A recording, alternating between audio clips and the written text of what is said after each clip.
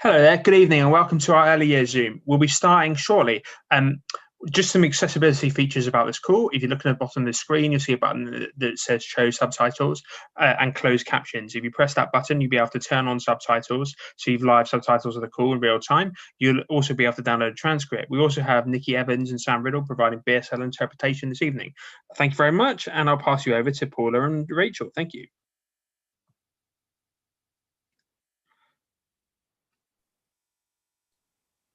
Hello and welcome everybody to tonight's rally on early years funding action. I really want to thank you for coming along. I know how exhausted everyone will be after what has been a really hard year for us all, and I'm sure people will talk about that. I want to welcome you as colleagues because there will be many of you from lots of different settings in our sector here tonight. There will also be some parents and governors and supporters who are close to us in a number of different ways. I'm Paula Champion, as introduced. I'm a nursery teacher and have been working for 13 years at a state-maintained nursery in Cambridge. I'm also the National Education Union rep there.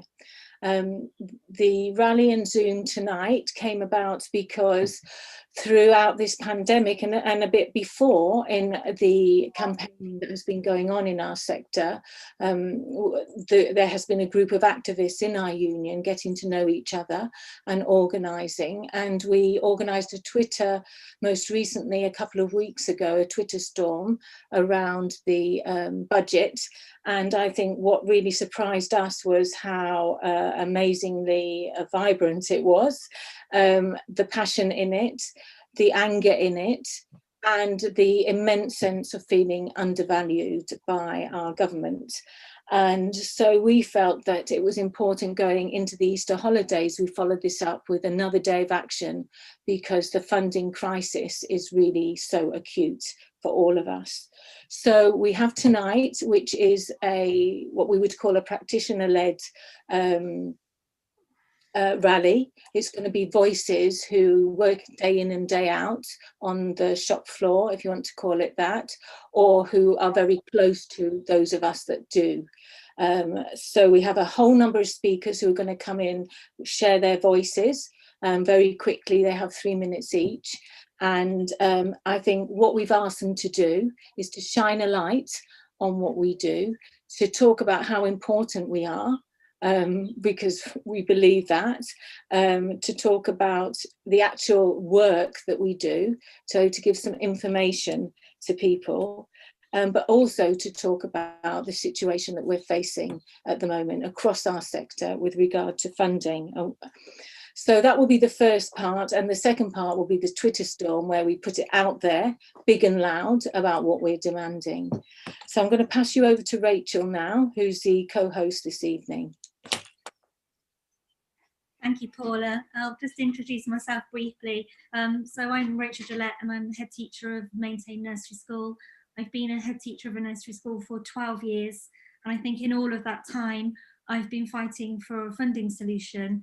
And so I was really pleased to get involved when Paula explained the event tonight, because I think all of these voices from across the sector just raises the profile of what we do, why it's so important, and also just keeps that sort of that profile nice and raised in sort of the public consciousness, because it's been quite a long battle, and we're actually in a place now where funding is more critical than ever, and that's across the whole sector.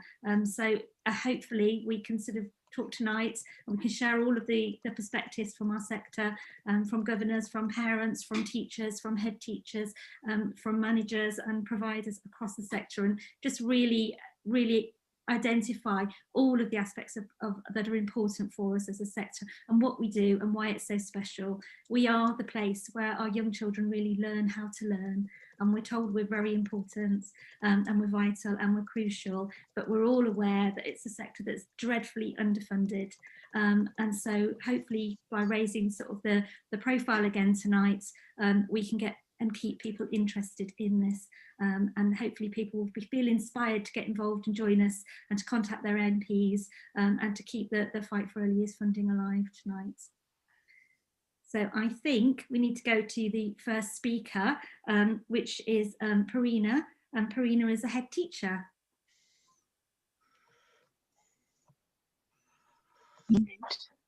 Hello, hi there. I didn't know I was first. Okay.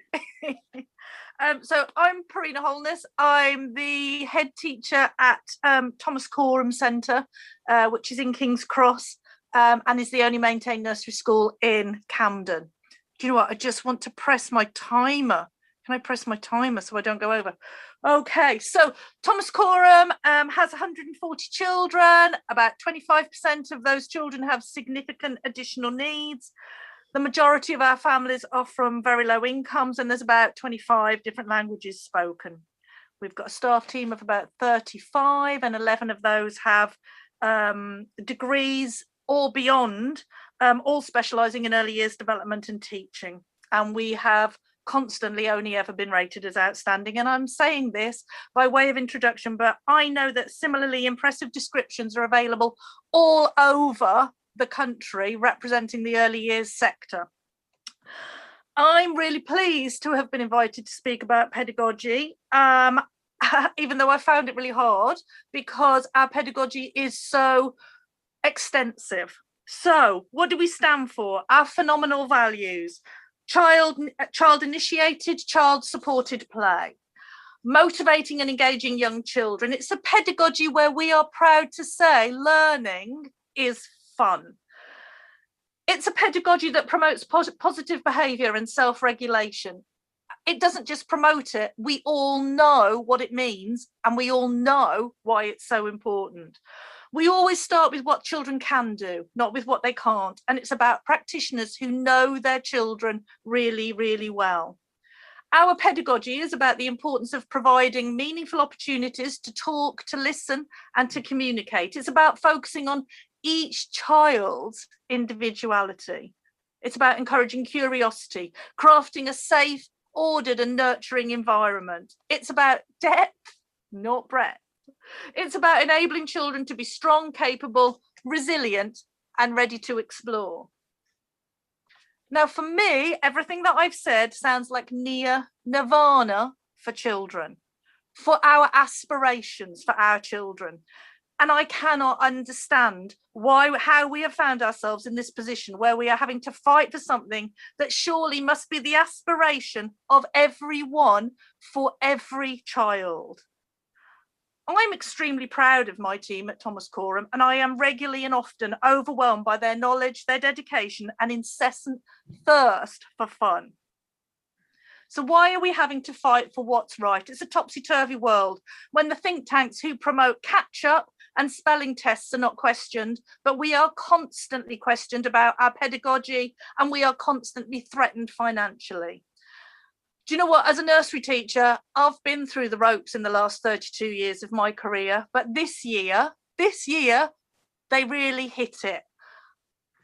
I had never thought that being a nursery teacher would mean that I was denied vaccines, that I was denied funding, and that I would be singled out, now facing closure for the work that we do. We know childhood is not a preparation for adulthood, and we know nursery education is not a preparation for real school. I will end by saying I have hope for our future and hope and pride in our children.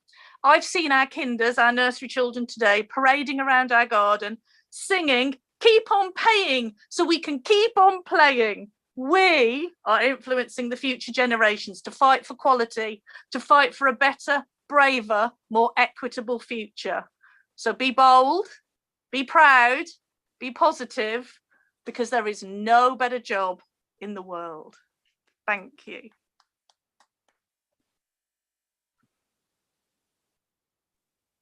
Thank you, Parina. That was amazing. What a passionate way to start the voices that we're going to hear. And thank you for using your timer so that we have time to hear all the voices who are here tonight. And there's no better way to say it, is there, than in the words of children. We're going to move on now to our next speaker, and our next speaker is Teresa. And Teresa is going to speak to us from Playdays Nursery Support. Hello there. Can you hear me?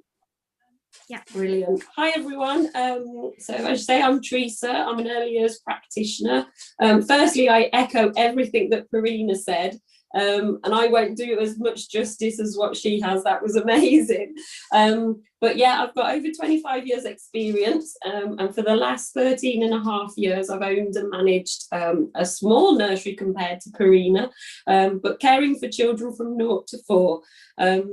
Like herself, I'm really passionate about children learning through play, but also offering high quality childcare, because in my eyes, if children aren't well cared for, then they're not going to learn really.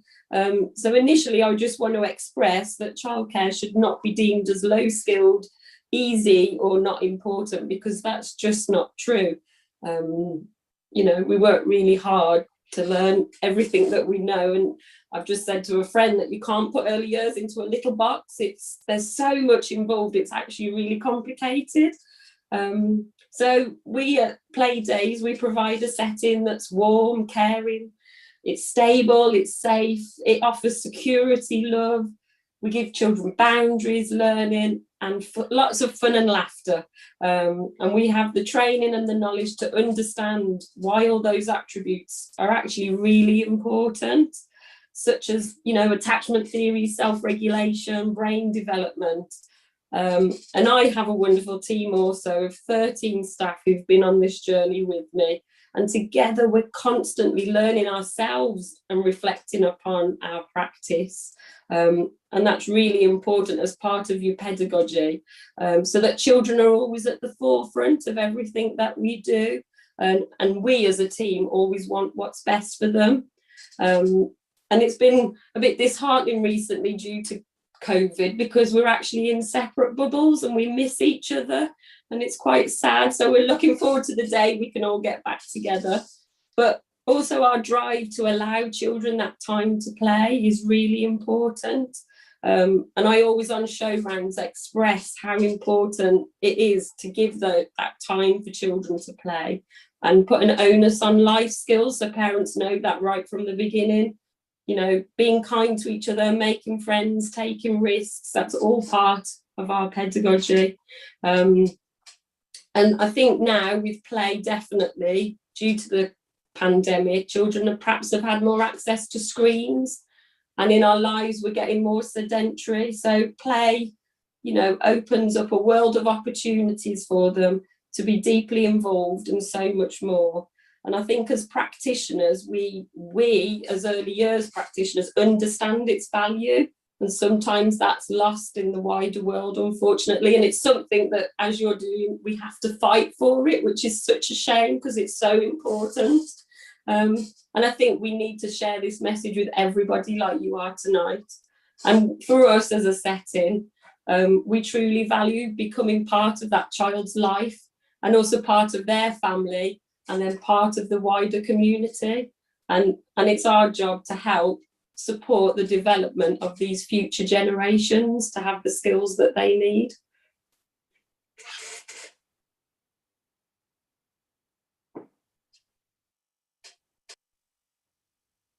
Thank you, Teresa.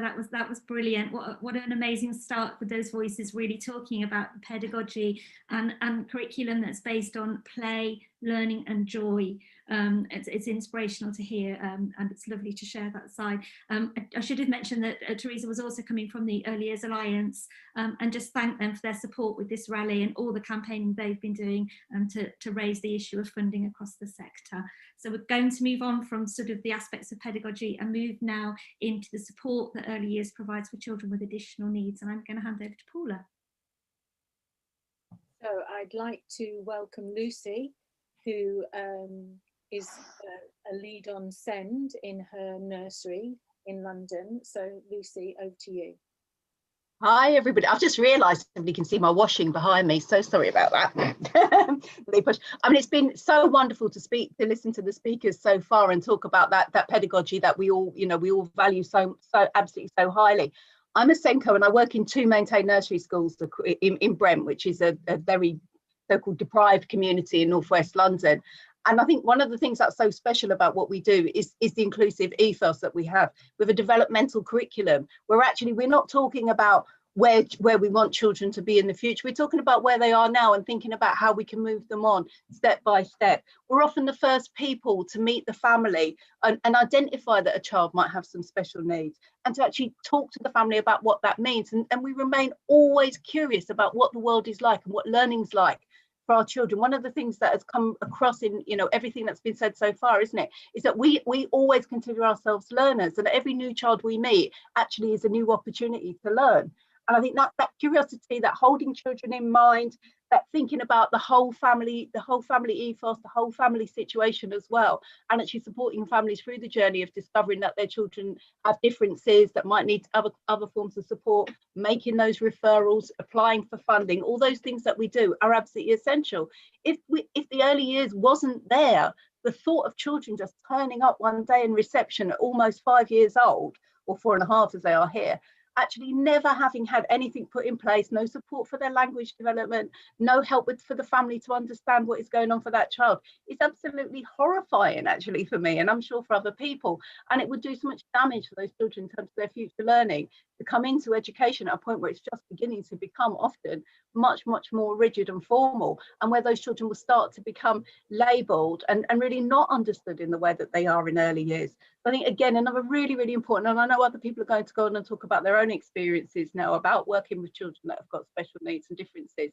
You know, it's an absolutely vital part of the work we do, and that's whether you work in a maintained nursery like I do, or whether you work in the PVIs. They also have a really important role to play. One of the most satisfying things I've done in my career over the last 20 years is actually working with PVIs, working with childminders and supporting them to actually think about how, with the tiny, often very small resources they have, how they can support the children with SEND that they've got in their settings. So absolutely, our broad, sector that we have for all of us, that putting those children right at the centre of what we do, and actually not looking at SEND children as being some other, but actually, a part of our settings, a part of that fun, a part of that enjoyment, and actually, constantly learning from them is so absolutely vital. And we mustn't allow our sector to be damaged in this way that it is being. We must keep fighting for the rights for all our children, but particularly those children that need us most. Thank you. That's really put that so clearly, Lucy. Thanks very much. And I'm sure that everyone here you will have hit a chord with. Our next voice is a parent. Nita is going to talk to us now. I can't see your picture. I'm trying. I can. Oh, there you are. Hooray! So welcome, Nita. So over to you. If you can tell us a bit about your experiences and your feelings Sure. and early years provision. Yeah, well, it's been a godsend to our family, early years in general. We live in Brent. I've got 2 sons, one's age 4, one's age 5, and they've both been diagnosed with autism. The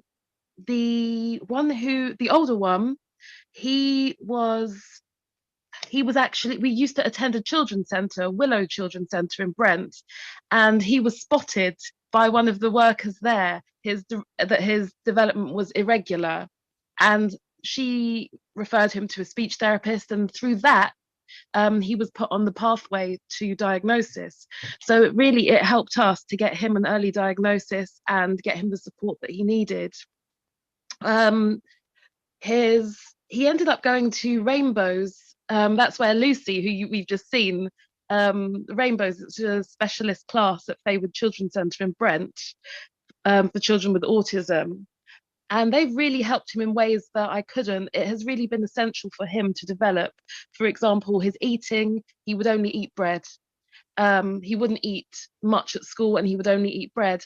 I would try and offer him everything at home, but the nursery only provided him something that I couldn't, which was the socialization, being around other children who could set an example for him.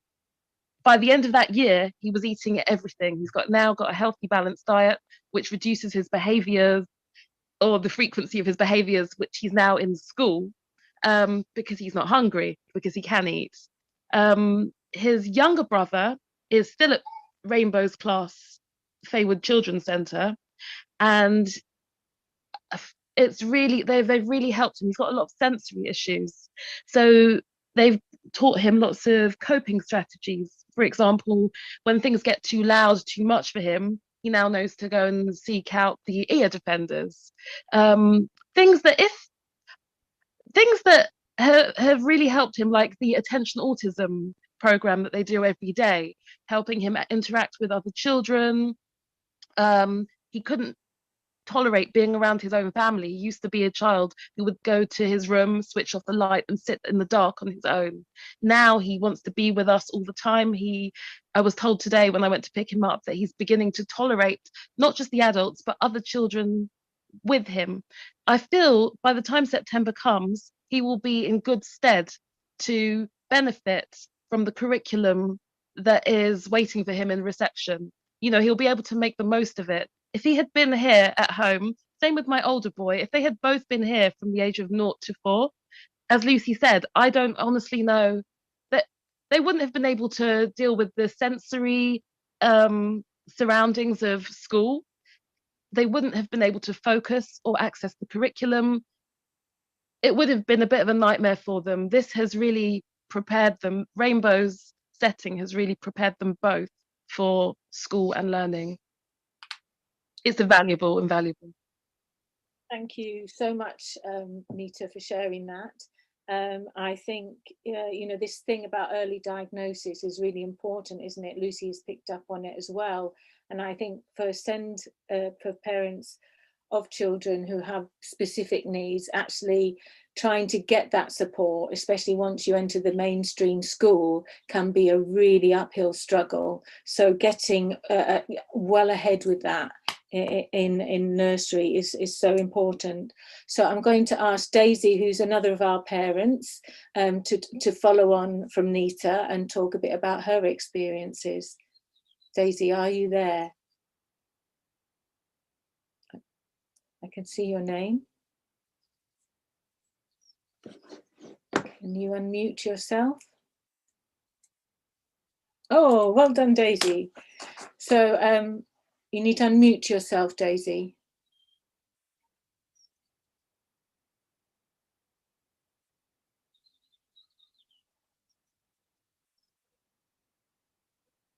Are you okay?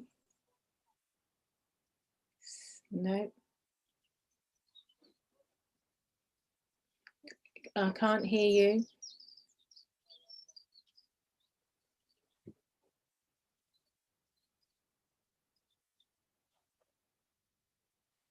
Shall we keep you on the screen there, Daisy, and you keep trying? And I'm not sure if technician, you can bring in the next speakers in the meantime while Daisy's trying to sort herself out. Who is Joanne Inglis? Can we find Joanne?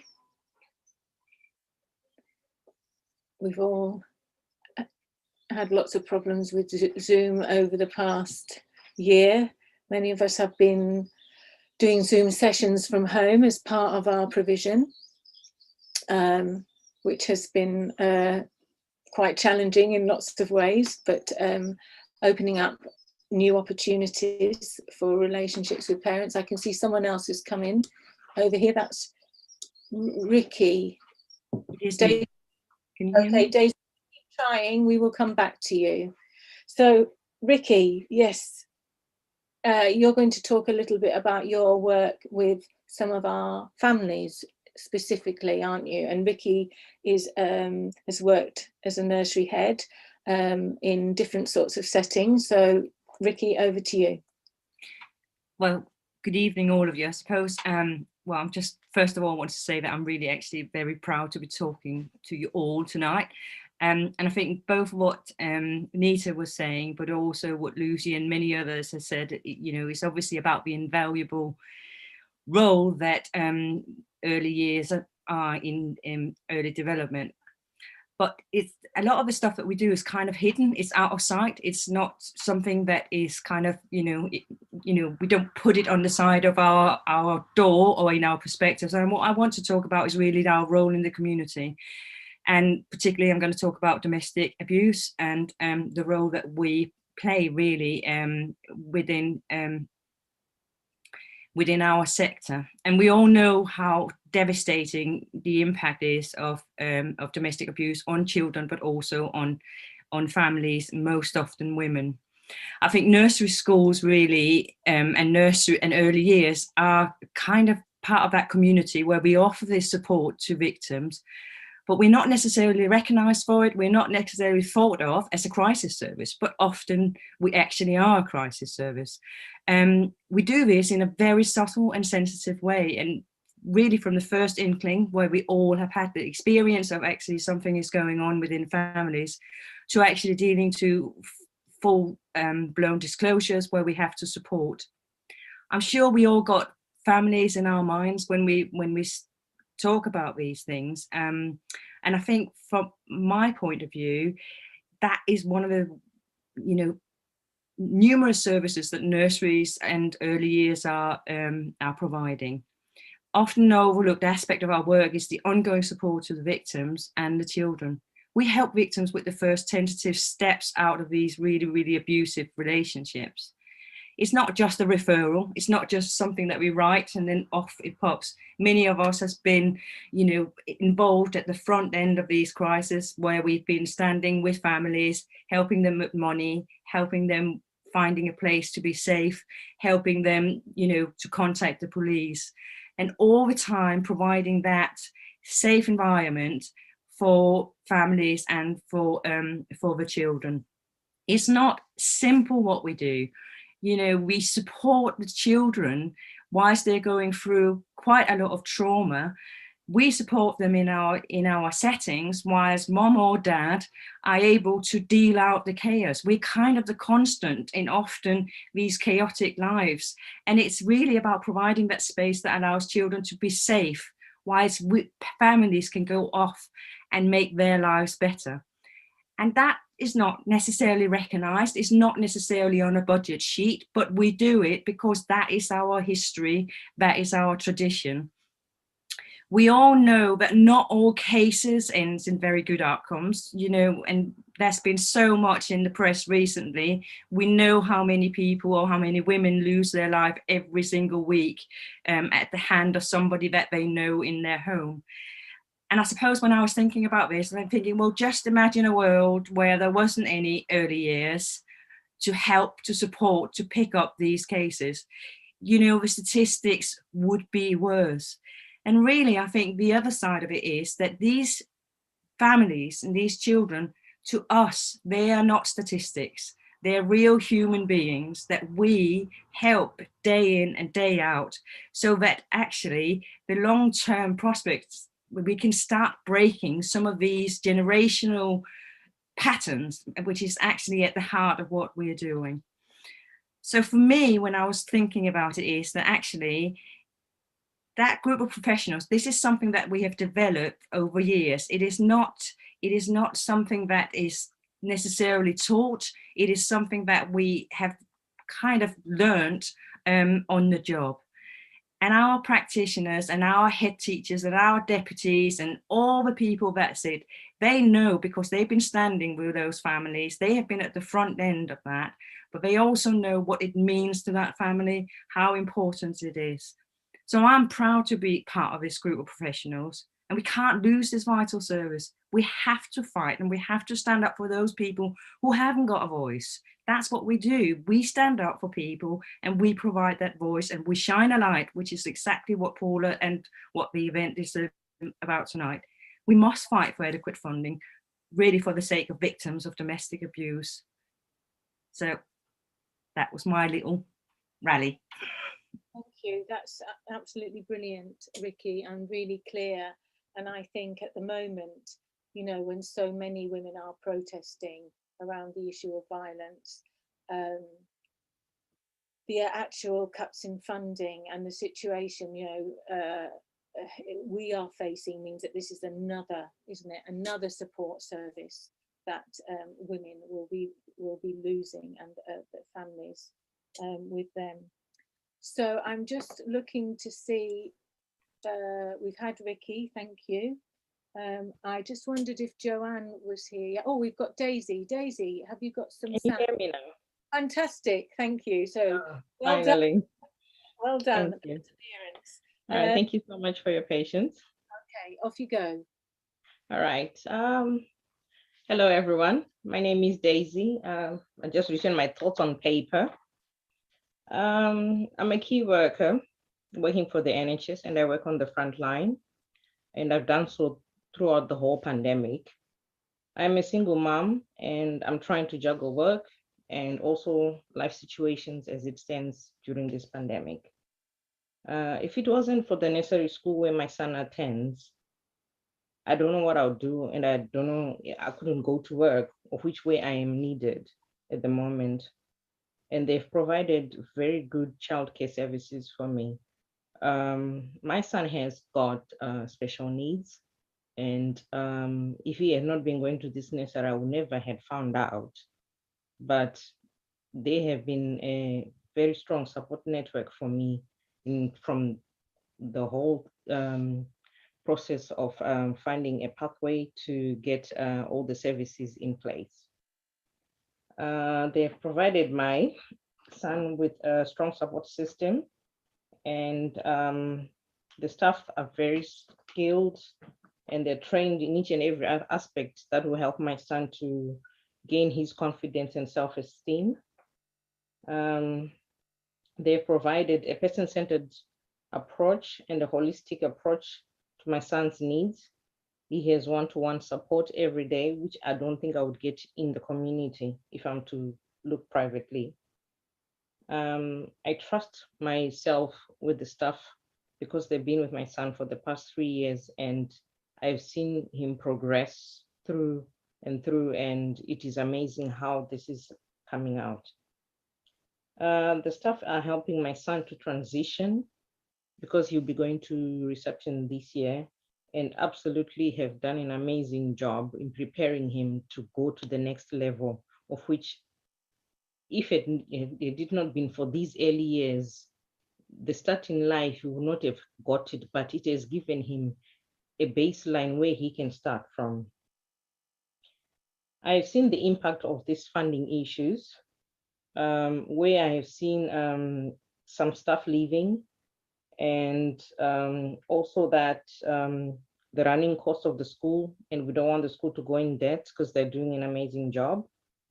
We don't want to risk any closures for these kind of early settings.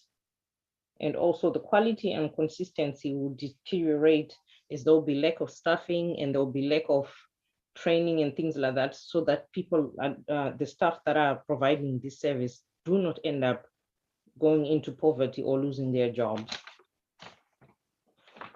What else did I write? I think the necessary schools need to build up on the expertise that is being provided at the moment. And to do so, they need to know that there's consistent funding available, and staff can stay on their jobs, and they don't fall into debt because of rising costs. The quality of learning my son has gained and achieved has made him progress in levels that I cannot take in myself. Even though I work for the NHS, I can never do what they have done for my son. Nurseries are brilliant places for our children, whatever their needs, whether they are with special needs or without special needs. Through playing and learning, they gain so much things and the resources that are available that you don't find anywhere else. And in conclusion, I will say, I would like the government to consider funding places like nurseries and nursery schools and early years, as they provide the best start in life for our children, not only those with the special needs, but also for every child that needs the service. It is a vital place for personal development for children and to build their self-esteem and confidence, and quality of care is certain. Trained staff are available in each and every corner that you find in the nursery, and that the children get to know and trust people. There is security, there is safety that we look for in each and every parent. And please, please, please reconsider the funding situation, as this is vital to keep the running and ensure staff don't lose their jobs. Thank you so much. Thank you, Daisy. Thank you. Thank you for viewing. And I think Daisy has raised a whole number of, again, really important points. I think that continuity of staffing, which is especially the staff that do the one-to-one work, who can be most vulnerable, I think, to when you have funding cuts. You know, they can be the staff that end up sort of in the restructure, losing their jobs, and they are an essential and integral part of our teams. And I think when Daisy talks about the progress, and actually Nita talked about it, that their children have made in that year, you know, it is incredible to be part of that and to watch and to see. So we're going to go on to now Elaine Bennett, who we have a video of her, who is a nursery, not a nursery, she's an early years teacher in a school. So if we can have that, I don't know how that's going to be shown. Is that going to come straight out?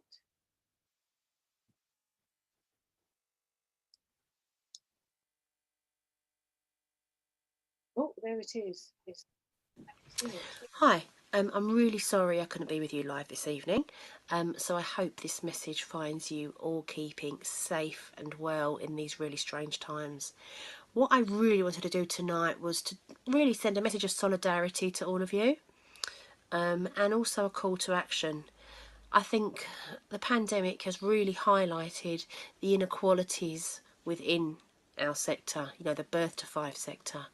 If we think about vaccinations, and the mass confusion around vaccinations, where, you know, I think it was over the space of a weekend, we had some colleagues who were able to get vaccinated, then we had others who were turning up and being sent away. There was just a mass confusion there, which really caused quite a lot of anxiety and stress within the sector.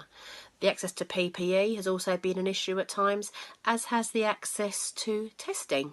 And whereas colleagues in school were able to get, you know, lateral flow tests, for our colleagues, again, working in the PVI sector, this has been a very long time coming. And, you know, at times they were expected to, after a day of work, often on really low pay and working long hours, expected to try and get to a test centre, perhaps using public transport that perhaps was miles away.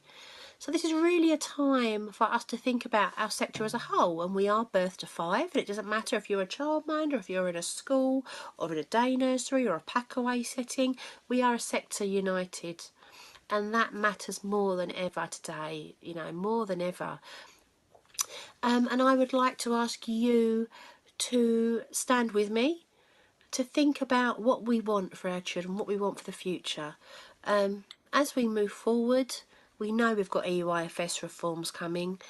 We know that the reforms in parts are not great, and I will keep campaigning around some of these issues, and I hope you'll join me on that.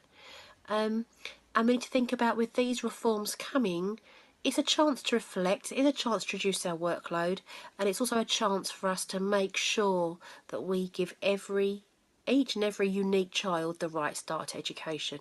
So I hope that you will perhaps already know about Birth to 5 Matters, which is a really exciting piece of guidance that you are quite free to use and encouraged to use, which has been built by the entire sector, and over 100 experts have come together to write this.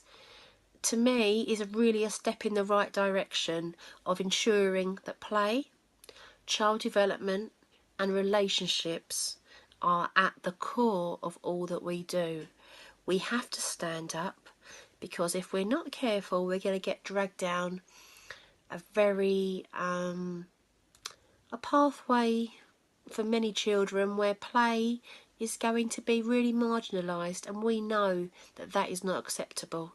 So please, please, please get involved with Birth to 5 Matters, get involved with the NEU, tell your colleagues, and I just would like you to know that as a reception teacher, I do feel quite protected being in school, and I do feel quite privileged to be in school. After what I've seen, after seeing what our PVI colleagues have been through recently, especially with regards to funding, and again our nursery schools. And I guess my call to action to you is, whatever part of the early years you work in, please, please, let's pull together across the birth to 5 and support each other, because right now I think we need each other more than ever before, and our children need us too to stand up for them. So thank you very much. Follow Keeping Early Years Unique, join Keeping Early Years Unique on Facebook, and we also need to, and I haven't got time to talk about it now, but we also must find a way to come together to tell the government that we will not stand for 4 and 5-year-olds to be tested when they first start school. Not before a pandemic, not during a pandemic, and definitely not after a pandemic. So thank you very much. Stay safe. And yeah, just get involved. We need everyone. Thank you very much. Goodbye. Okay, and thank you, Elaine, for that. You covered a lot of points there. I'm going to move swiftly on from Elaine, because we've got quite a few more voices we want to hear. Joanne, Stacey, I'm going to bring Stacey in. Oh, there you are, Stacey, who is a support worker. Stacey. Hi there, thank you for that. I work as a nursery nurse at Chelwood Nursery, a maintained nursery school in Lewisham. I'd first like to start by sharing with you my personal journey through a maintained nursery school. As a young mother, I wanted the best start possible for my own children, whom love to learn outside, and my local maintained nursery could offer this. Little did I know this would have been the best education they could get, and that I could get too. From a parent to a volunteer to a teaching assistant to a qualified nursery nurse, this maintained nursery school has nurtured and harnessed my potential and helped me forge a meaningful career for myself, one that I'm very proud of. I'm confident in my profession, and I have the support and knowledge I need to reach my next educational step and goal in becoming an early years teacher. I have the added bonus of being able to do my PGCE at my current place of employment when the time comes, as they have teacher training school status. I'm not sure where else I could have obtained such a career trajectory, and feel very fortunate to have found the field of working in the early years. It truly is special. I have a passion for the early years and hope to continue its legacy of excellence, serving the local community and putting children first. This role has supported my understanding as a parent as well, and although my children are older now, they still have very fond memories of their nursery experience. And as a family, we try to maintain a love of continued learning and have a love of being outdoors, whatever the weather. I've no doubt this contributes towards their positive mental health and achievements. I know firsthand the impact the early years has on families and the communities, not only by what families say, but by their continued support. Many past families, including my own, eagerly return to help and volunteer at any opportunity. And if I could say this directly to the government, I would say, please do fund the early years properly and fairly now. We consistently engage children with the real world and give them a sense of awe and wonder.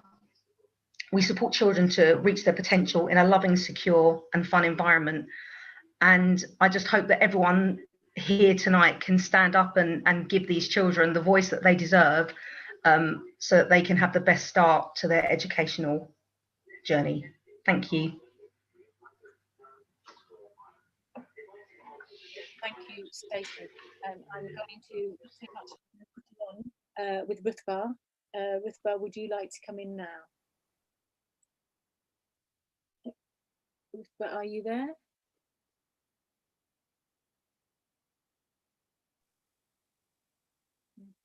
We've got Ruthbar in the room, but we can't see or hear you. She's gone out. Oh, there you are, Ruthbar. Off you go. Hi everyone. Yep, you can, Ruthbar, if you'd like. Yeah, sorry. So during this pandemic, it's become evidently clear, like crystal clear, that the UK government does not care about the early years sector. As much as they say that we're crucial, we're so important, they can't live without us, they haven't shown us any appreciation whatsoever. And out of my anger and out of a place of hurt, I started a Facebook page called The UK Government is Killing the Early Years Sector. Now, it might sound a little bit in your face, but that is exactly how I felt. I'm an early years practitioner in Senko in a PVI in Ilford, in Redbridge. And I love my job. I love the children that I take care of, and I love the parents. We have such a good relationship. And, you know, we're a community. It's not just a preschool. We're family. With all of these children and all the families, we're family. And at a time when it was deemed unsafe for the whole country to go to work and to go out, the government said to early years, carry on with normal business, but everyone else stay at home because it's not safe. And early years went out and they went to work and they looked after all of the children, and we did whatever it is that we needed to do. I mean, I don't know if the government thought that we had superpowers, or, you know, or we were immune to COVID. But in my setting alone, a lot of the ladies, they contracted COVID, you know, and it was really, really bad. But as soon as they recovered and they were out of the time, you know, when they were better, they came straight back to work because of their love for the work and their love for the children. The job itself, we don't get any appreciation for the work we do because people just think all we do is play. And I'm an early years practitioner, and if I say I'm a teacher, people look at me, oh no, but you work in a nursery. And my heart just drops when people just think, you know, like I'm not a teacher. You know, I'm a nursery nurse, or I'm a practitioner or something or the other, but I'm not a teacher. So we just don't get the recognition that we deserve. And in early years, we do everything that we possibly can to give the children the best start in life. And I see the struggles of parents firsthand, in particular, the parents that have children with additional needs. I have a daughter that has a life-threatening condition. So I know firsthand as a parent, the struggles and the heartache that I go through. So I put myself in those parents' shoes and I think, you know, if that was me, what would I need? And that is the support that I give to those parents. The children, you know, they don't speak, you know, they're little babies, so they'll come and they call me mama. And I tell the teacher, I said, I have said for them to call me miss, but they call me mama. And the parents say to me, you know what, it's fine because you're practically their second mother anyway. That is the type of relationship that we have with the children. And I think it's just so important for us to complain.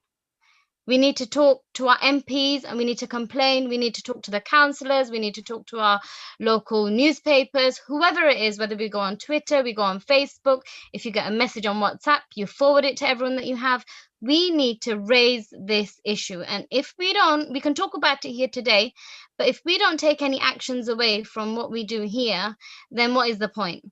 So in order to get the government to listen, we need to tell them that, look, every other sector in the country, if they go on strike, it will have a negative impact. Can you imagine if the whole early years decided to go on strike? What would happen? What would happen to all of the people in the country who needed their children to be looked after? So we just need to make them give us the recognition that we deserve.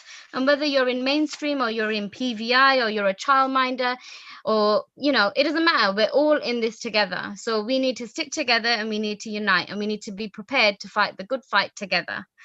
Just on a quick note, my very own setting right now is facing closure. So we were expected to stay open throughout the whole pandemic, and now our local authority is going to be taking our venue away. Again, it's just another sign of the lack of appreciation for the services that we offer to our community. So I just say that we need to stick together and be hopeful, because one thing we have is we have heart and we go above and beyond, and we have love. Everything we do, it comes from a places of love and passion. We're not financially driven because we're not a very, you know, we don't get paid a lot, to be honest with you. So whatever we do it out of love, and that's something that you can't buy anywhere. So thank you so much for giving me this time, and keep in touch, and let's keep early years funded. Thank you. Thank you, Rutha. Okay, Rachel, over to you. Okay, the next section is going to be all about funding, and I just need to stress to everyone, if you can stay within your 2 minutes, please, because we've got the Twitter storm coming up and we all want to be as on time for that as we can. So our next speaker is Marika. Hello, sorry. Hi everybody, I'm Marika Williams. I'm teaching nursery in a school-based nursery setting in Stockton-on-Tees. And at the moment we've got an attack on early years. we've got an attack on early years and school funding, and that's not just a threat to our terms and conditions as educators, but also to the learning conditions of our children. Early years as a sector, as we know, has been particularly hard hit, and the way that our funding is allocated is actually problematic in itself. The census in January that goes on to inform how funding is distributed doesn't include the children who will be joining us in the spring and the summer term. Therefore, many nurseries, I know, my own class included, are not full. Reasons why include a low birth rate in some parts of the country a few years ago, and parental choice also factors into it, where you've got numerous schools within a locality. But no matter the reason, the outcome's the same. If we are low on numbers, then we're low on funding. Schools are underfunded, we know this. We cannot provide a top up to nursery funding from already overstretched school budgets, and this has serious consequences. Some school nurseries have had to halve their provision, offering mornings only, as it's no longer cost effective to run morning and afternoon sessions of nursery. Not to mention, the only available session may not be suitable for the families in the local community, potentially resulting in even fewer children on roll. And in some instances, this is leading to partial job losses, forcing early year staff from full-time positions to part-time. Staff are an invaluable resource, and they are, of course, not the only resource in a nursery. Resources such as educational toys, storybooks, Pneumacon, art supplies, etc., all cost money. Some last a while, while others need to be regularly replaced. And too often, the cost of new felt tips and paints and other such resources are met by us because we know that budgets are tight. And we don't want to stretch those budgets even further than they already are. And as caring practitioners, we don't want our children to go without.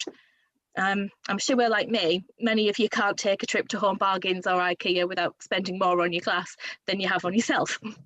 Of course, they're not the only resources that need replacing. Things like furniture, carpets, the actual building, all need to be upgraded at some point. And I've worked in settings where we couldn't put any toys out on certain shelves because we knew the whole shelving unit would collapse if we did so, where we'd frequently have to issue first aid notes for trapped fingers where the edges of units were coming away, or the springs on a paint drying rack had broken, and no matter how many times we tried to fix them, the same things occurred. The cost of new furniture, rugs, etc. is far from cheap. If you try to find a new drying rack, a large rug or carpet, and a shelving unit, it'll set you back just over £1,000 before VAT, which just isn't realistic when settings can't afford the basics. Some settings have been able to obtain funds through other means like diocesan funds, charities, supermarket token schemes, all of which are helpful, but we, the early years sector and those who learn within it, should not have to rely on charity in order to provide for those that we teach. As a sector, we need to unite our struggle over funding. We stand with our primary and secondary and post-16 colleagues, all of whom are in a different, slowly sinking ship in the same insufficient funding storm. Enough is enough. Fund nurseries now before the schools and settings children need are forced to close. Thank you. Thank you so much. That was really really heartfelt. I'm going to move on really quickly now to Michaela.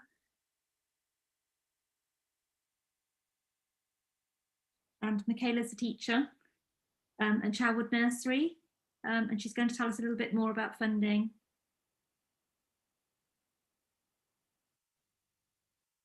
Have we got Michaela?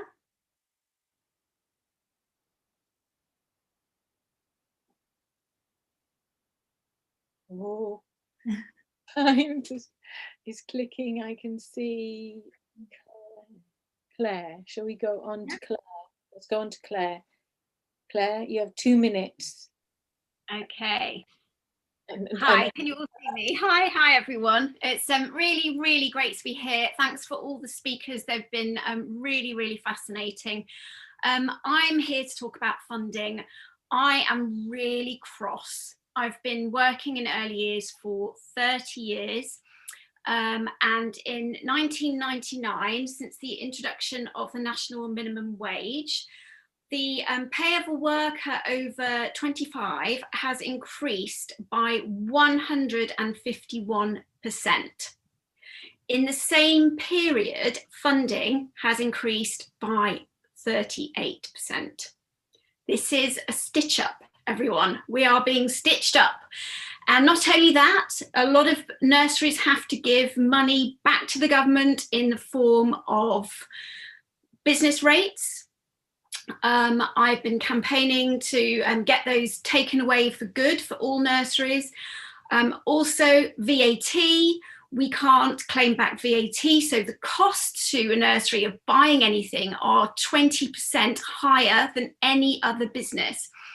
So a lot of what I do at the moment, I own a nursery, but I spend a lot of time doing research. In particular, at the moment, I'm doing research into why the early years is undervalued. And one of the things I think is very important to note is that while we are considering early years as a service to parents who are working, we are not putting the rights of the children at the heart of the matter. What we need to do is to put children back at the centre. This needs to be about early years education for our children.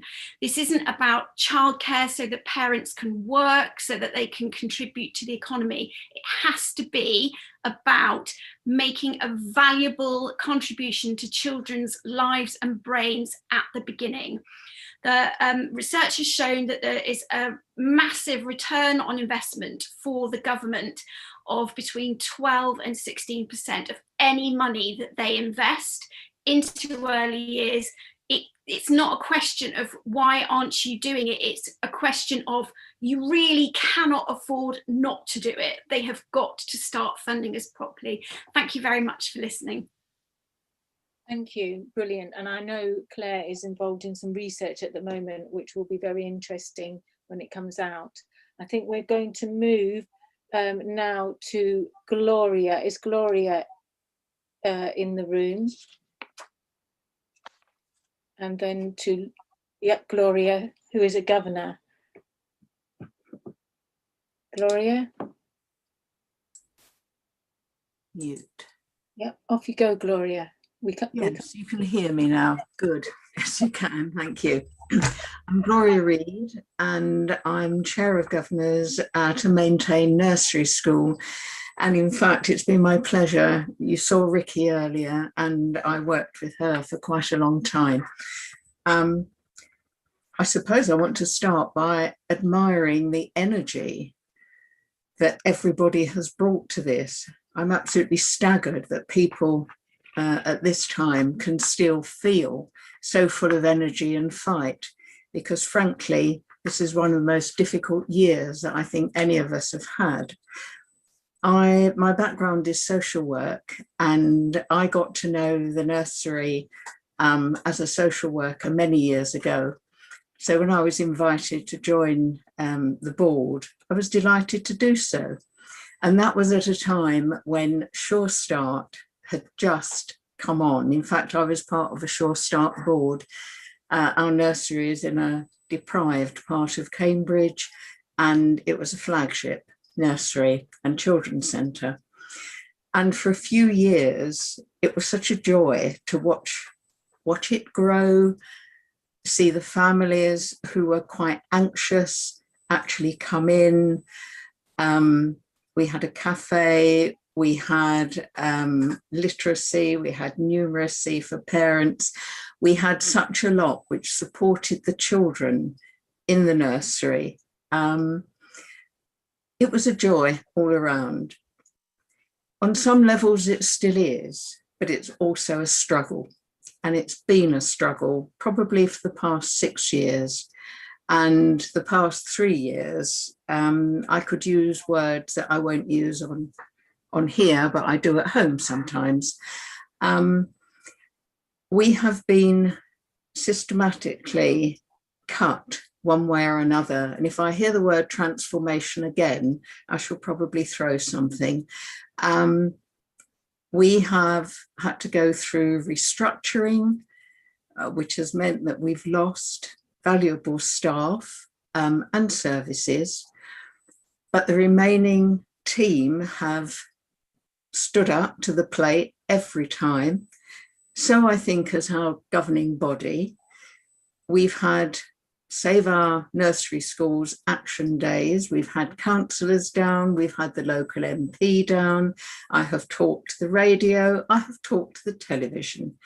Our governing body, I think, is a very effective, supportive governing body. And considering we're all volunteers, I was actually in a situation not long ago where somebody thought I was paid to do this. A lot is now asked of governing bodies, much more than when I first started. You need to be an expert in everything. And also you need to be able to give a lot of time. And it bothers me intensely because now our parent governors quite often are working and trying to juggle various things, coming to meetings, trying to do daytime visits. Generally, more and more is being asked of governors, and probably less and less being given financially to the nurseries. We've just had another major restructure in the middle of the pandemic,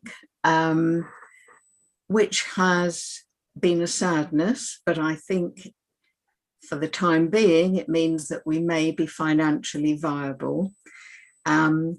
We are lobbying the government to give us more money, especially for our funded children. We have a lot of funded twos, and what they offer us on an hourly basis doesn't even cover the cost of staff. I could go on ad infinitum, I'm not going to. All I would say is that on behalf of the governing bodies, thank you so much for the work you do. We're proud of you, and we will go on fighting. Thank you. Thank you. Brilliant. Thank you. I think we've got 2 more speakers, but we're going to try and go as quickly as we can because the Twitter storm will be starting as well. Can we go back to Michaela?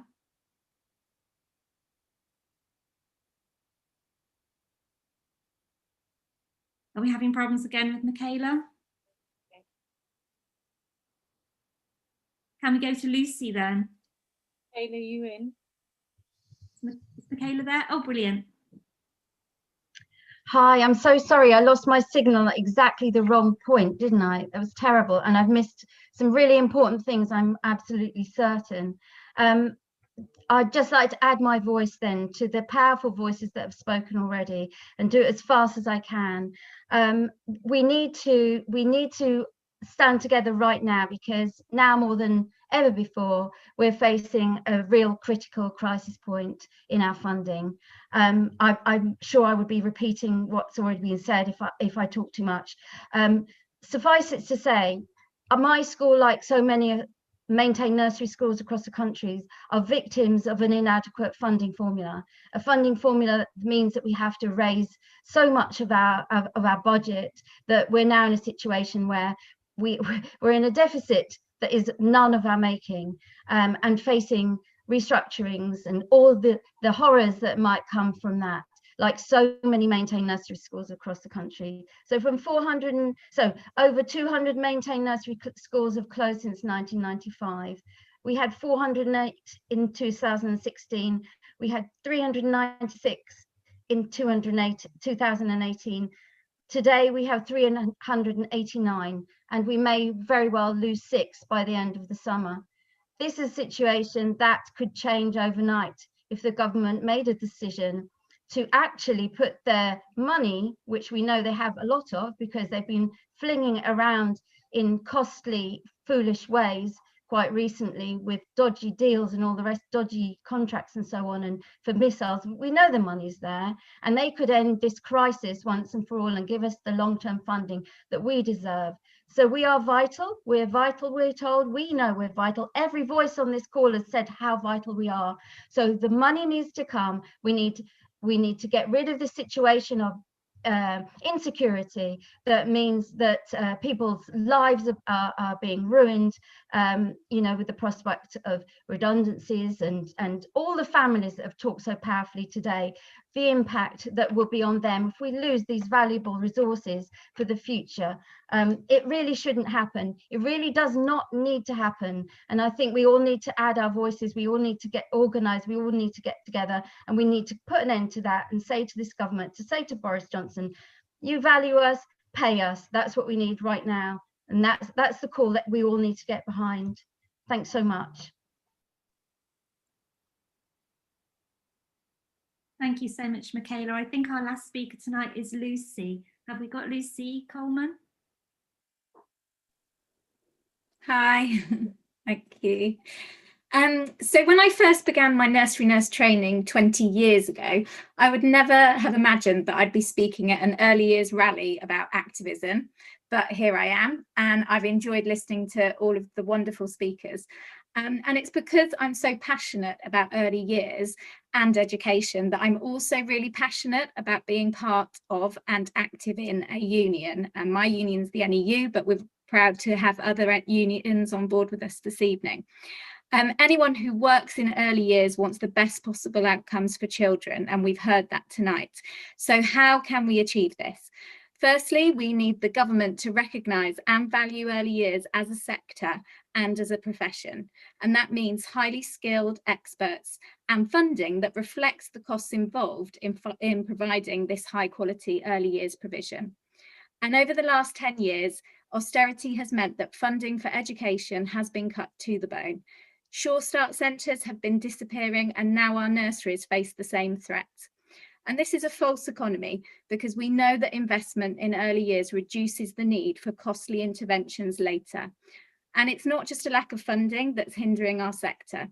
Early years pedagogy is being attacked by a government who doesn't want children to receive a creative and engaging curriculum, but wants EYFS to be about getting children school ready, which for the government means sitting at desks and focusing on reading and writing and maths. So, as others have said, we are facing a crisis in early years, and I really believe that this is the time for us to come together as a sector, and we need to insist that as early years professionals we are respected and that we can focus on providing children with the best possible start in life. And to do that successfully, we must also insist on proper and fair funding. So I'll just finish by saying in January we set up a Facebook group for early years activists called Value Early Years. So do join the group, and also do join our organising meeting, which we're holding after the Twitter storm at 8 p.m. Don't forget to join the Twitter storm, and I would urge you to join a union or a professional association and encourage your colleagues to do the same, and then join the chorus of voices in early years. We're committed to challenging the government's current agenda so that one day we will have an early years sector which is truly valued, respected and fully funded. Yay. And I think that is a absolutely brilliant clarion call for us to go forward on. Thank you, Lucy. And I think I'd just like to say before we close, because we do have a Twitter storm and we want to tweet. I want to say thank you to all the organisations that have supported us, all the unions, Unison, the NAHT, to the Early Years Alliance that have supported us, and to Early Education, to all the NEU associations around the country, and to all of our voices tonight. We are loud. I like this one. Keep on paying so we can keep on playing. I think that's a slogan we all need to take into our next action, which must come sometime after the Easter holidays. So let's not finish now. Let's move into the Twitter storm, and let's come back with even louder voices and more confident and refreshed. Hopefully all of us across the sector will have some time to rest. Thank you to Rachel for coming tonight and co-hosting with me, and thank you to the NEU for nationally managing this event for us, and thank you to you all. We're proud, aren't we? Let's stand up proud and fight on. Good night. Onwards. Let's tweet. Let's go. Tweet.